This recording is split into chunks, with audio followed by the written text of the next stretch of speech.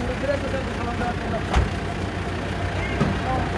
আপনার কুকুর এলাকার মুরব্বীরা তো অত্যন্ত সন্তুষ্ট হয়েছে। আমাদের তো আসলে খুব গরিব এলাকা, আমাদের একটা ফুলের ইয়া দিব, এটা আমাদের উপহার হিসেবে আমাদের গরিবের উপহার হিসেবে আপনাকে আমাদের একদম এলাকার মুরব্বীদের পক্ষ থেকে আপনাকে এলাকার পক্ষ থেকে আমাদের জাস্ট একদম নিরীহ মানুষের পক্ষ থেকে এই শুভেচ্ছা জানাতে আপনাকে দিলাম।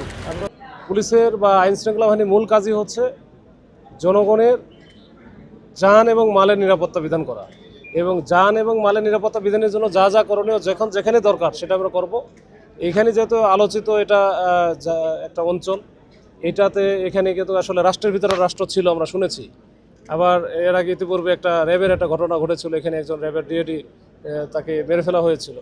এই নানা কারণে জঙ্গল সলিমপুর অনেক বেশি আলোচিত, আমরাও বাইরে থেকে দেখেছি। তো ওই জন্যই আমি চিন্তা করলাম এটা দিয়ে আমি শুরু করব। তো আমি ওই প্ল্যানের অংশ হিসেবে এখানে আসছি। এখানে যেন একেবারে এখানকার যারা অধিবাসী আছে তারা যেন নির্বিঘ্নে ভীতিহীন পরিবেশে, যেটা ফিয়ারলেস এনভায়রনমেন্ট বলে, এই পরিবেশে তারা যেন শান্তিপূর্ণভাবে এখানে বসবাস করে। কোনো রকম সন্ত্রাসের অভয়ারণ্য এখানে তৈরি না হয়, সন্ত্রাসী কার্যকলাপ যেন না চলে। এখানে অন্যান্য এলাকার মতো এই জঙ্গল সলিমপুরে যেন অন্যান্য এলাকার মতো বাংলাদেশের যেন এখানে একেবারে শান্তি শৃঙ্খলাভাবে শান্তিপূর্ণভাবে জনগণ বসবাস করতে পারে, সেই নিশ্চয়তা দেওয়ার জন্য আমি এখানে আসছি। এবং এটার জন্য যা যা করণীয়, এখানে যে যে প্রতিবন্ধকতা আসবে, ইনশাল্লাহ আমরা আইন শৃঙ্খলা বাহিনীর সদস্য হিসেবে সেটা আমরা চেষ্টা করব প্রতিরোধ করার জন্য, একেবারে সর্বাত্মক প্রতিরোধ হবে। মাসুদ ভাই, একটা জিনিস জানতে চাইবো, জঙ্গল সলিমপুরের ব্যাপারে চট্টগ্রামের রাউজান বেশ আলোচিত, বেশ কিছু হত্যাকাণ্ড হয়েছে, সেই ব্যাপারটা কি আপনার নজরে আছে বা সেটা কতটুকু প্রায়োরিটি পাবে? এগুলো আমি নতুন আসছি, আমি এগুলো দেখেছি, এবং ওইখানে আমাদের এখন এই মুহূর্তে মনে হয় রাউজানের ওসিও নাই। তো আমরা নতুন ওসিও দিব, আমরা এটা নিয়ে কাজ করবো। আমি এই যে পুলিশ উইকে হয়তো বা যাবো, পুলিশ উইক থেকে আসার পরে আমার প্রথম সফরটা হবে ওইখানে, আমি প্রথম ভিজিটে যাবো ওইখানে।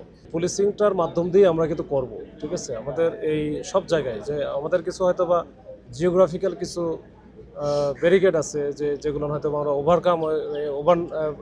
রাতারাতি করতে পারবো না, তারপরেও আমাদের সব জায়গায় যে আমাদের এই যে রোবাস্ট পেট্রোলিং বা ওই চেকপোস্ট বা ফুড পেট্রোলিং বা অন্যান্য যে ব্যবস্থাগুলো আছে এবং ব্লক রেড যেগুলো আছে, এগুলো আমরা সবই করব যখন যেখানে দরকার। আর গতকালকের ঘটনা আমরা শুনেছি এবং এটার পিছনের যে কাহিনীগুলো, এগুলো কিছু জানি, মানে জানার চেষ্টা করতেছি আর কি।